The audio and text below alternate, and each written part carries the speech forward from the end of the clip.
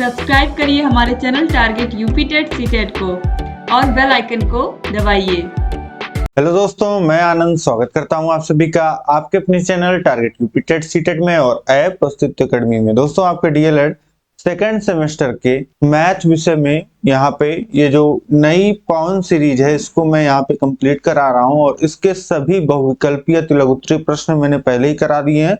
लघुत्तरीय प्रश्न में करा रहा हूँ, 3 क्लास मैंने ले लिया है जिसमें प्रश्न संख्या 50 तक मैंने करा दिया है और ये आपका चौथा पार्ट है जिसमें हम देखने वाले हैं प्रश्न संख्या 51 से। ठीक है, तो बहुत ही मन से आप लगिए और एक एक प्रश्न को खुद से ट्राई करिए, उसके बाद उत्तर मिलाइए। उत्तर सही आता है तो बहुत अच्छी बात है, नहीं आता है तो आप अपने उत्तर की जांच करिए खुद से। ठीक है, तो इस तरीके से आपकी प्रैक्टिस भी होगी और यहाँ पे आपके सभी जितने भी तरीके के प्रश्न हैं उस सभी प्रैक्टिस में होंगे और जहां आपकी गलतियां होंगी उस गलतियां भी आपको ध्यान में रखना है और उसको सही करते हुए चलना है। अब चलिए स्टार्ट करते हैं हम लोग। इससे पहले आप क्लास को लाइक और शेयर कर दीजिए ताकि सभी लोगों तक ये क्लास पहुंच जाए।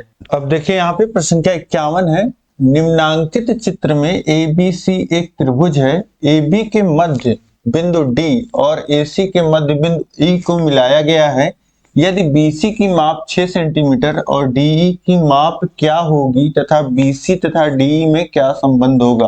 अब बोल रहा कि एक त्रिभुज यहाँ पे देखिए ABC, ये बड़ा वाला त्रिभुज जो आपको दिख रहा है ये ABC।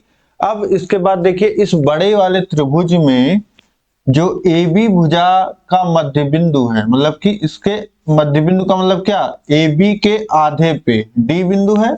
इसी तरीके से AC जो भुजा है उसके आधे पे E बिंदु है।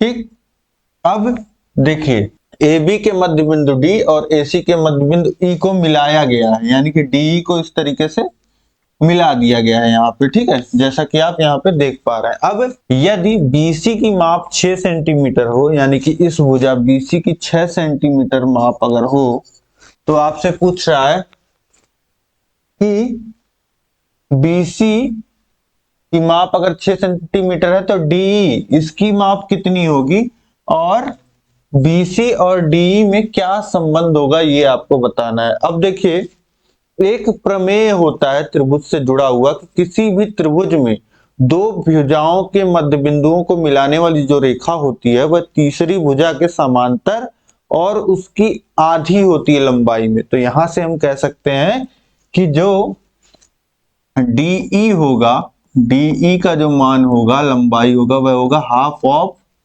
BC, यानी कि यहां से लिख सकते हैं DE बराबर हाफ ऑफ BC, यानी कि गुणे 6 हो जाएगा, यानी कि DE का जो मान आ जाएगा वह 3 सेंटीमीटर आ जाएगा। ठीक, तो इस तरीके से DE की जो वैल्यू आ गई वह आ गई 3 सेंटीमीटर। अब इसके बाद देखिए पूछ रहा है कि जो हमसे DE की माप पूछा था वो हमने निकाल दिया और आपसे पूछ रहा है कि BC और DE में संबंध क्या है। BC और DE में क्या संबंध है? एक संबंध तो यही हो गया कि BC का आधा DE है। ठीक, लेकिन ये तो आपसे पहले ही पूछ लिया था DE का मान।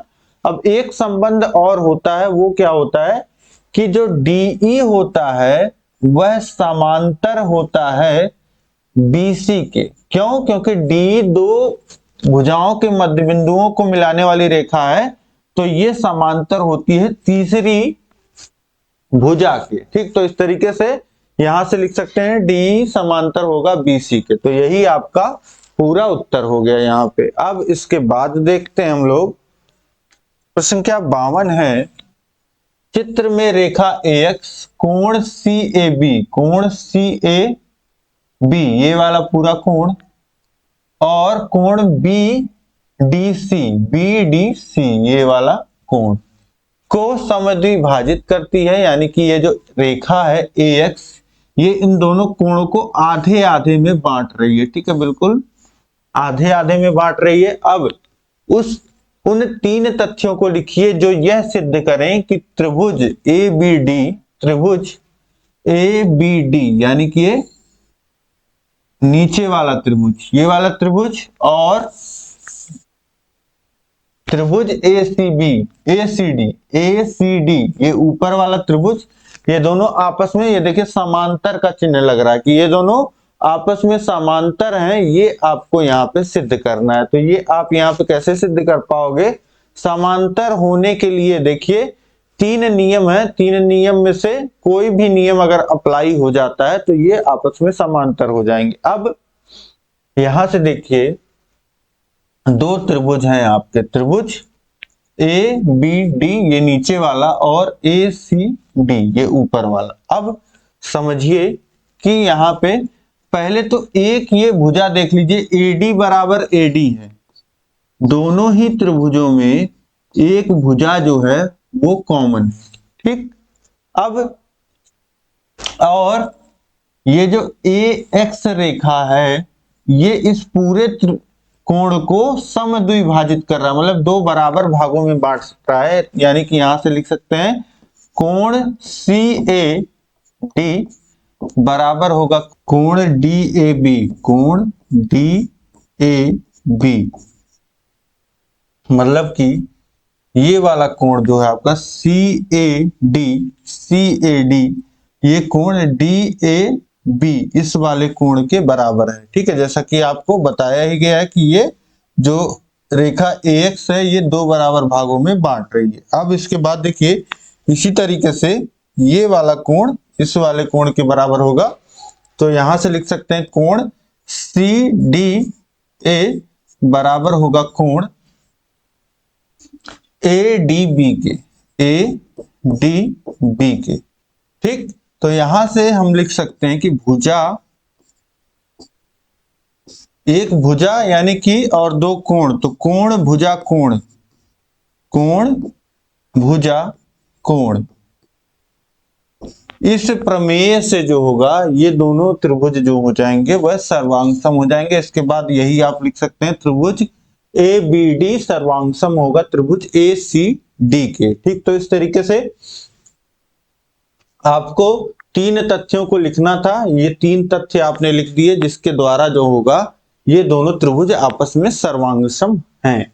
अब इसके बाद देखिए अगला प्रश्न है संख्या 53, त्रिभुज PQR की रचना कीजिए जिसमें QR 5.5 सेंटीमीटर, RP बराबर 4.5 सेंटीमीटर और कोण QRP 60 अंश हो। रचना मत कीजिए, रचना मत लिखिए, यहाँ पे होगा कीजिए नहीं, रचना तो करना ही है। तो देखिए सबसे पहले एक QR भुजा की बात की जा रही है, तो आप एक लाइन खींच लीजिए जो 5.5 सेंटीमीटर की हो, उसके एक एंड को Q नाम दीजिए, दूसरे एंड को R नाम दे दीजिए, ठीक। तो ये भुजा हो गई QR।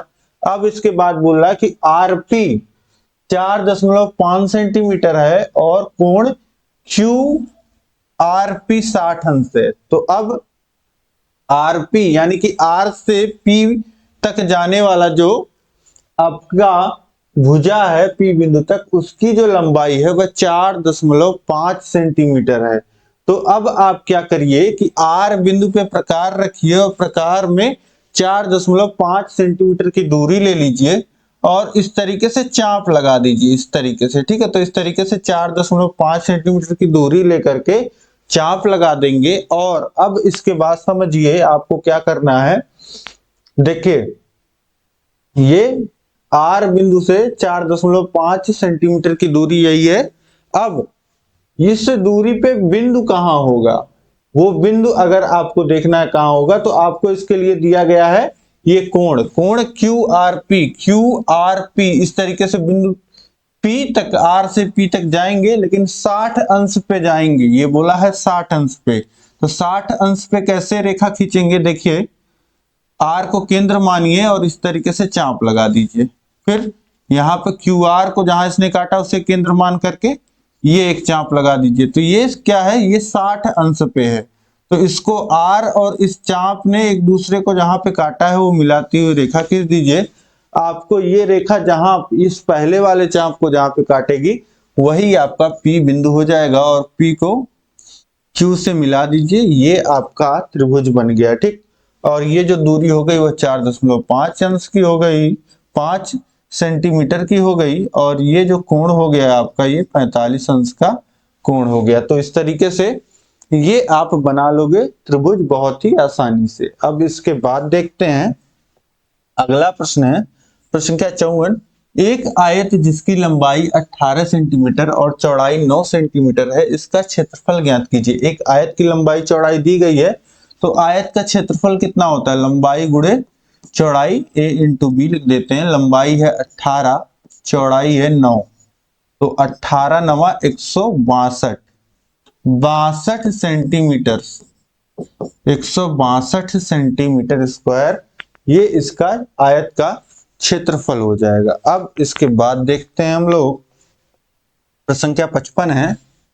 एक समचतुर्भुज के विकर्ण 18 सेंटीमीटर और 12 सेंटीमीटर है। समचतुर्भुज का क्षेत्रफल ज्ञात कीजिए। समचतुर्भुज यानी कि रोम्बस, और रोम्बस का क्षेत्रफल आपका देखिए, रोम्बस का जो क्षेत्रफल होता है वह कैसे निकलता है? इसके क्षेत्रफल का जो फॉर्मूला होता है, समचतुर्भुज का जो क्षेत्रफल होता है 1/2 विकर्णों का गुणनफल, विकर्णों क्षेत्रफल बराबर हो जाएगा 1/2 विकर्णों का गुणनफल। अब इसके बाद देखिए 1/2 विकर्णों का गुणनफल यानी विकर्ण कितना है? 18 गुणे 12। ठीक, अब 2 से काट दीजिए तो 6 बार में कट गया, और 18 छक 108 सेंटीमीटर स्क्वायर ये हो जाएगा आपका विकर्ण का क्षेत्रफल। कितना आ गया? 108 सेंटीमीटर स्क्वायर। इसके बाद देखिए प्रश्न संख्या 56 है। एक त्रिभुज का आधार 36 मीटर और ऊंचाई 12 मीटर है, तो त्रिभुज का क्षेत्रफल ज्ञात कीजिए। अब त्रिभुज का क्षेत्रफल आपको पता है कितना होता है? 1/2 आधार गुणे ऊंचाई, आधार गुणे ऊंचाई।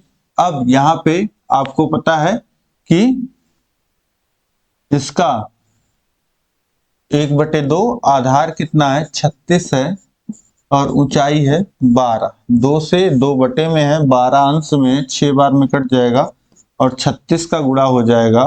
देखिए 6 में तो 36 के 3 और 36 18 3 21 216, और सब कुछ मीटर में दिया गया है तो वर्ग मीटर ये आपका उत्तर हो जाएगा। त्रिभुज का क्षेत्रफल आ जाएगा वो कितना आ जाएगा? 216 वर्ग मीटर। इसके बाद देखिए प्रश्न संख्या 57 है। त्रिभुज ABC में कोण ABC समकोण है। ABC यानी कि ये वाला कोण जो है आपका 90 अंश का है। यदि AB बराबर 7 सेंटीमीटर, AB 7 सेंटीमीटर है, BC 24 सेंटीमीटर है, तो CA की लंबाई ज्ञात कीजिए। अब देखिए जो 90 अंश के सामने की भुजा होती है वो होती है कर्ण, हाइपोटेनस।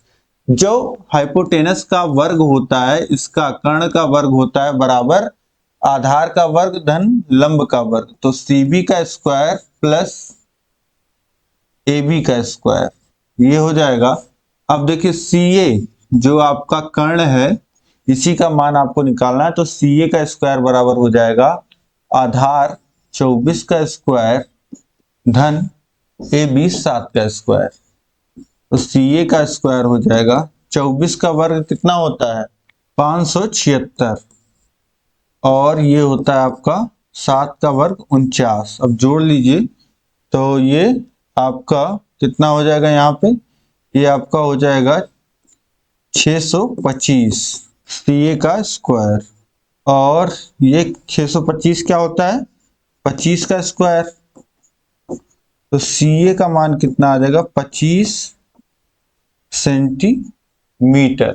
यानी कि यहाँ पे कर्ण का मान कितना आ गया? 25 सेंटीमीटर ये हो जाएगा कर्ण का मान। ठीक है, तो पाइथागोरस प्रमेय यहाँ पे हमने लगाया है जो कि होता है कर्ण का वर्ग ये आधार और लंब के वर्ग के योग के बराबर होता है। ठीक है, तो आधार का वर्ग धन लंब का वर्ग ये आपका पाइथागोरस प्रमेय होता है। यही हमने, ये हर समकोण त्रिभुज में लगता है। कहीं भी अगर समकोण त्रिभुज आपको दिख गया तो वहां पे ये लग जाएगा। ठीक, तो ये जरूर फॉलो होता है समकोण त्रिभुज में। पाइथागोरस प्रमेय बोलते हैं इसको। ठीक है, पाइथागोरस थ्योरम इंग्लिश में बोलते हैं। पाइथागोरस नाम है जिन्होंने दिया था। अब इसके बाद देखते हैं हम लोग प्रश्न संख्या 58 है।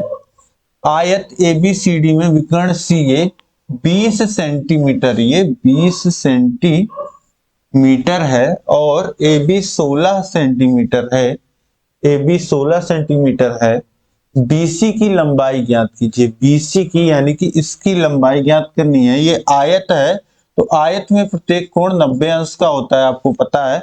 और कर्ण का ये देखिए 90 अंश के सामने की जो भुजा होती है वो कर्ण होती है, क्योंकि जो बड़ा कोण होता है उसके सामने की भुजा जो होती है बड़ी होती है। तो त्रिभुज में एक कोण 90 अंश का हो गया तो ये सबसे बड़ा कोण हो जाता है, और इसके सामने की जो भुजा होती है कर्ण सबसे बड़ी होती है। ठीक, तो अब यहाँ पे वही फॉर्मूला यहाँ पे पिछले प्रश्न में जो हमने देखा पाइथागोरस प्रमेय, तो AC का स्क्वायर बराबर हो जाएगा AB का स्क्वायर प्लस BC का स्क्वायर। अब हमको AC का मान यहाँ पे देखिए, कर्ण का मान पता है ये है 20 सेंटीमीटर, तो 20 का स्क्वायर, AB का मान पता है 16 का स्क्वायर, BC का मान हमको निकालना है।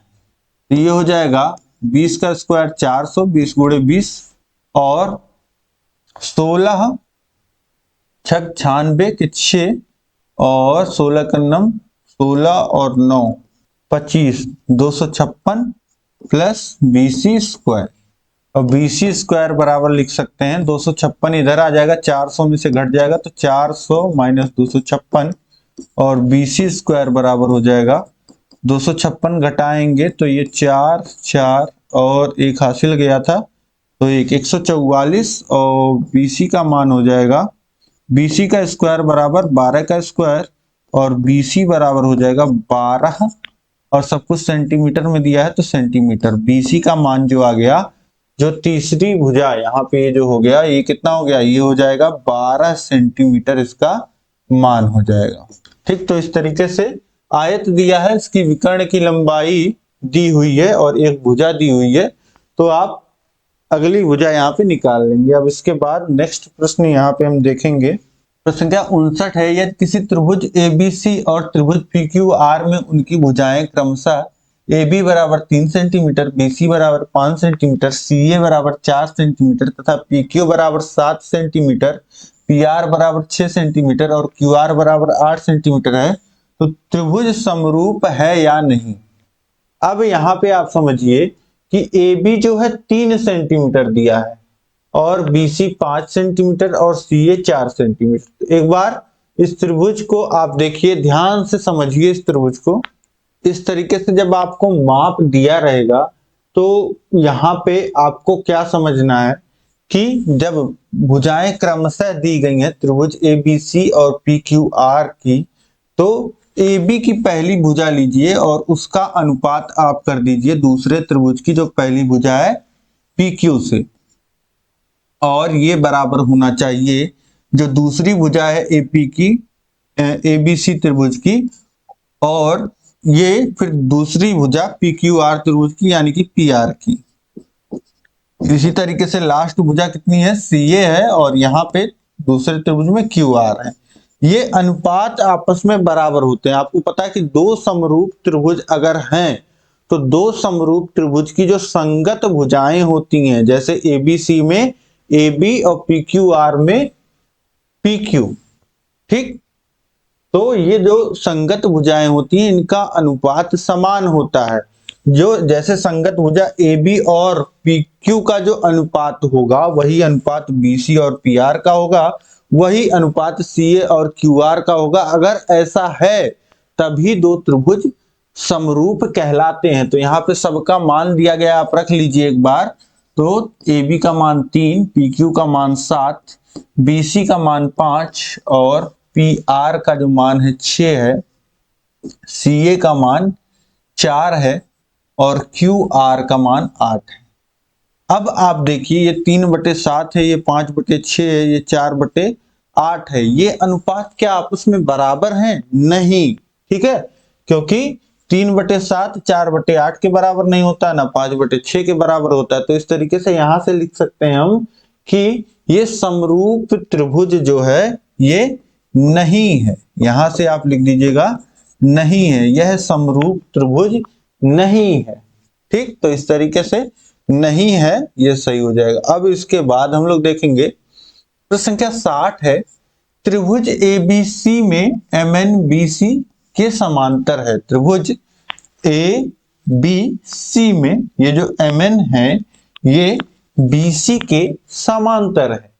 ठीक, त्रिभुज ए बी सी के शेष कोण की माप बताइए। क्या त्रिभुज ए बी सी और त्रिभुज ए एम एन समरूप हैं, ये आपको बताना है। ठीक है, तो अब बस आपको एक त्रिभुज दिया गया है यहाँ पे, और इस त्रिभुज में आप देखिए आपको क्या बताया गया। आपको बताया गया कि जो BC इस त्रिभुज में जो MN है ये इस भुजा के समांतर है, यानी कि ये इसके समांतर है। इस तरीके से ये भुजा आपस में समांतर है, और एक कोण यहाँ पे आपको बता दिया गया है, ये 30 अंश का कोण है। ठीक, अब बाकी चीजें आपसे क्या पूछ रहा है, तो बाकी शेष कोणों की माप बताइए। त्रिभुज में बाकी शेष कोणों की माप आपको बताना है, और क्या त्रिभुज ABC AMN के समरूप है या नहीं, ये आपको बताना है। तो अब देखिए, जब ये कोण 30 अंश का है तो ये वाला कोण भी 30 अंश का होगा। कैसे?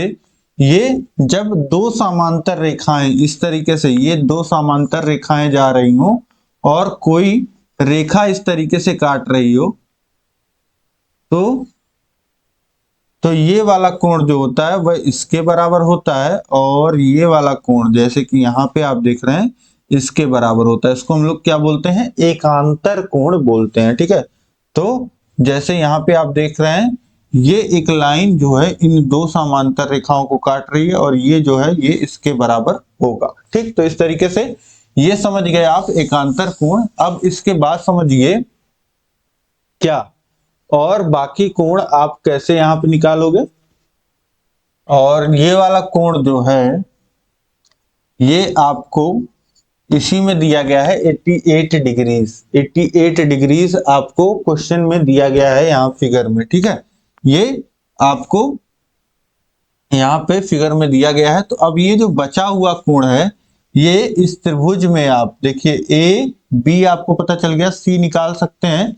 तीनों अंतः कोणों के योग से आप निकाल सकते हैं। देखिए 88 और 30 ये कितना हो जाएगा? ये हो जाएगा 98, 108, 118, और बचा कितना? ये बच जाएगा 62 डिग्री। ये कोण हो जाएगा 62 अंश का। ये कोण 62 अंश का हो गया, यानी कि बाकी दोनों कोण हमने इस त्रिभुज में निकाल दिया। एक कोण हमको ये दिया था 88 अंश, और यहाँ पे 30 अंश दिया था, जिसके मदद से बाकी दोनों कोणों को हमने निकाल दिया। अब इसके बाद समझिए आपसे क्या पूछ रहा है, क्या त्रिभुज ABC और त्रिभुज AMN समरूप हैं? तो समरूपता के लिए हमको क्या चाहिए? समरूपता के लिए हमको यहां पे देखना होता है कि ये जो है भुजाएं जो हैं, आप देखिए एक कोण तो बराबर है, ये भी कोण बराबर है, और ये भी कोण बराबर है। तो तीनों कोण जो हैं जब बराबर हैं यहाँ पे एक त्रिभुज में, एक त्रिभुज के यहाँ पे आप देख पा रहे हैं ये भी समांतर रेखा है और ये भी एकांतर कोण ही बनेंगे। तो ये भी 62 अंश, ये भी 62 अंश होगा, और वैसे भी अंतः कोणों से भी निकालेंगे तो भी ये 62 अंश आएगा। आप देख रहे हैं कि एक त्रिभुज के तीनों अंतः कोण ये बराबर हैं दूसरे त्रिभुज के तीनों कोणों के। तो यहां से हम क्या कह सकते हैं? यहां से कह सकते हैं कि ये दोनों त्रिभुज आपस में समरूप हैं। अब इसके बाद देखिए प्रश्न संख्या 61 है, यदि त्रिभुज ABC और त्रिभुज PQR में AB 3.5 सेंटीमीटर, BC 7.1 सेंटीमीटर और AC 5 सेंटीमीटर और PQ 7.1 centimetre, QR 5 centimetre, PR 3.5 centimetre हो, तो दोनों त्रिभुज की सर्वांग क्षमता का परीक्षण कीजिए। अब अगर हम बात करें त्रिभुज ABC की, तो आप देखिए पहले AB भुजा आ रही है, फिर BC भुजा आ रही है। ठीक, तो AB फिर BC फिर CA, इस तरीके से ये त्रिभुज आपका बना हुआ है। इसी तरीके से सेम आप देखिए कि जो त्रिभुज के सर्वांग समता का नियम कहता है वो संगत भुजाएं बराबर होनी चाहिए। तो यहाँ पे आप देख पा रहे हैं लंबाइयां बराबर हैं। ये देखिए BC जो भुजा है वो यहाँ पे PQ के बराबर है।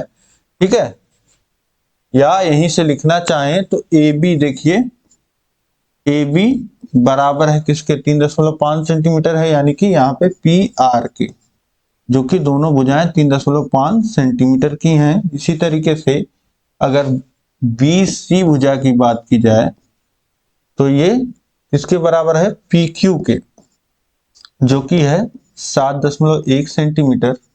और इसी तरीके से सी ए जो भुजा है वह बराबर है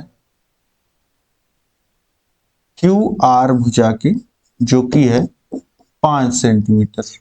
अब यहां पे आप देख पा रहे हैं कि ए बी बराबर है पी आर के, बी सी बराबर है पी क्यू के, और सी ए बराबर है क्यू आर के। अब ये तो आप डेफिनेटली देख पा रहे हैं कि इस त्रिभुज की तीनों भुजाएं इस त्रिभुज के तीनों भुजाओं के बराबर है, ठीक। लेकिन सर्वांग समता में एक चीज और देखी जाती है जिसपे आप विशेष ध्यान रखिएगा। हर जगह ये खुद बुक्स में भी नहीं ध्यान रखी जाती है कि संगत भुजाएं बराबर होनी चाहिए। त्रिभुज जब हम ए बी सी लिखते हैं तो पहले भुजा ए बी आती है, फिर बी सी आती है, फिर सी ए उसके नाम में ही छुपी रहती है, ठीक है। तो ए बी सी जब बोल दिया गया तो ये कंप्लीट त्रिभुज आपका हो गया। अब इसी तरीके से जब पी क्यू आर बोला जा रहा है तो पी क्यू फिर क्यू आर ये भुजा बोला जा रहा है।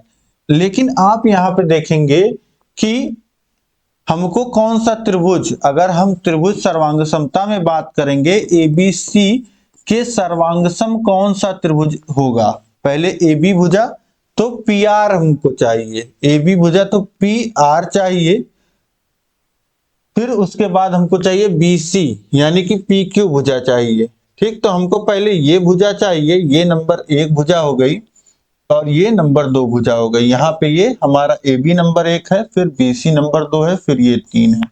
इसी तरीके से ये हमको ये नंबरिंग चाहिए, समझ रहे हैं आप। यहाँ पे ये बहुत ध्यान से समझिएगा कि त्रिभुज ए बी सी में पहले ए बी भुजा आ रही है तो एक के संगत जो इसके लंबाई के समान है वही एक यहाँ बनेगा। फिर ए बी सी त्रिभुज में फिर दूसरे नंबर पे जो भुजा आ रही है वह बी सी है। अब बी सी की लंबाई 7.1 है और यहाँ पे पी क्यू की लंबाई, तो जो यहाँ पे 2 नंबर की भुजा है वो पी क्यू है। फिर तीसरे नंबर की इसी तरीके से सी ए है और यहाँ पे ये क्यू आर है। तो अब इसी तरीके से हम त्रिभुज लिखेंगे तो ये सर्वांगसम होगा त्रिभुज किसके, सबसे पहले आर, देखिए पी आर जाएंगे तो फिर 2 नंबर पे नहीं आ पाएंगे तो इसीलिए आर पी लिखेंगे, आर पी क्यू, त्रिभुज आर पी क्यू होगा। ये समझिएगा कि त्रिभुज एबीसी सर्वांगसम होगा आर पी क्यू के। ये आपका बिल्कुल क्लियर कॉन्सेप्ट है, ये अब कहीं जो है छेड़ने की जरूरत नहीं है।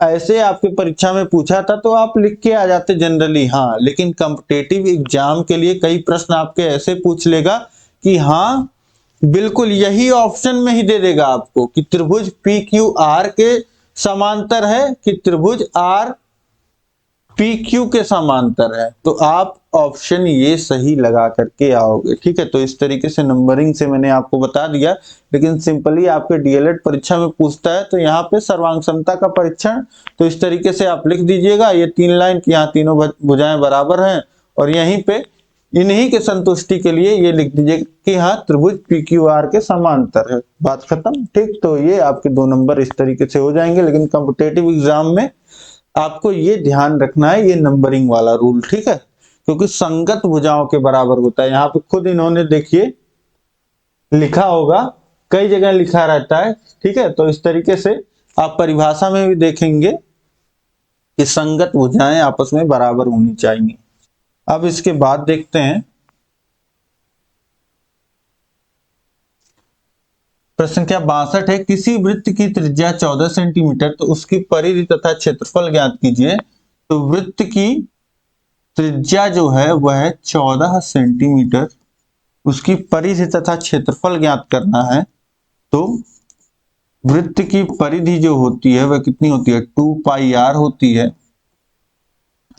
वैल्यू रख दीजिए, पाई की वैल्यू 22/7, आर है 14, यहाँ पे 7 से 14 को काटिए 2 बार में कट गया और ये 2 दूनी 4 और 22, ये कितना आ जाएगा 88 सेंटीमीटर। ये आ गया वृत्त की परिधि।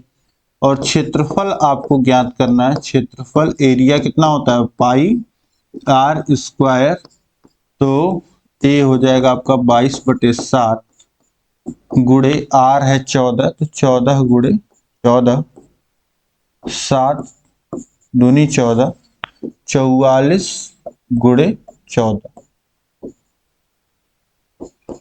14 चौक 56 के 6 हासिल लगा 5 और 14 चौक 56 और 5 61 हो जाएगा 616 सेंटीमीटर स्क्वायर या वर्ग सेंटीमीटर। ये आ जाएगा आपका क्षेत्रफल। तो 88 सेंटीमीटर परिधि आ गया और क्षेत्रफल आ गया 616 सेंटीमीटर स्क्वायर।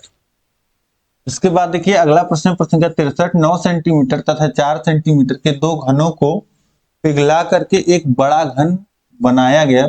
बड़े घन का आयतन ज्ञात कीजिए। तो अब दो घनों को पिघलाया जा रहा है, ठीक। तो ये ऐसे समझिए कि ये घन में कुछ नहीं पानी रखा था आपने, ठीक है।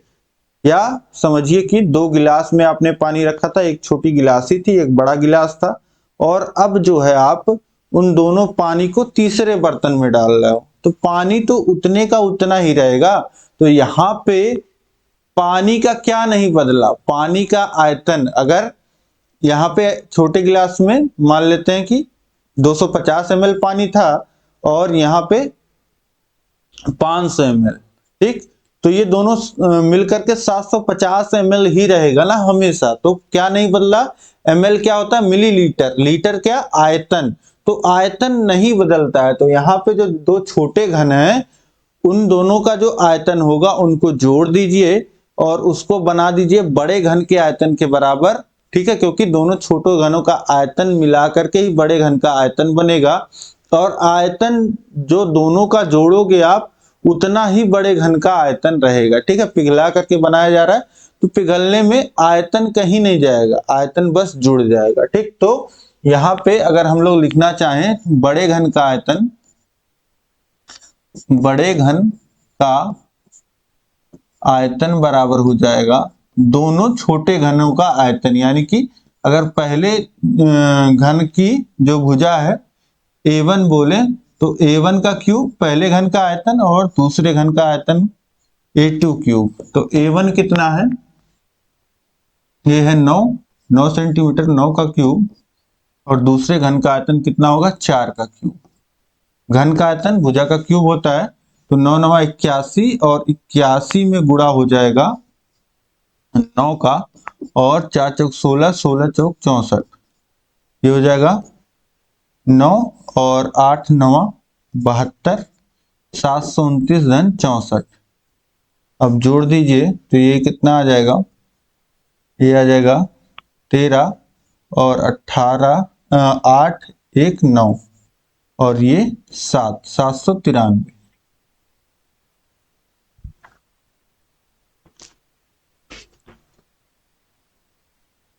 तो बड़े घन का आयतन बस आपसे पूछा था। तो बड़े घन का आयतन कितना हो जाएगा 793 सेंटीमीटर क्यूब। ये हो जाएगा। यहीं पे एक लाइन लिख दीजिएगा, बड़े घन का आयतन बराबर होगा पहले घन का आयतन धन दूसरे घन का आयतन। पहले घन का आयतन ये है, दूसरे घन का आयतन ये है, दोनों को जोड़ के 793 सेंटीमीटर क्यूब। ये आपका उत्तर हो गया।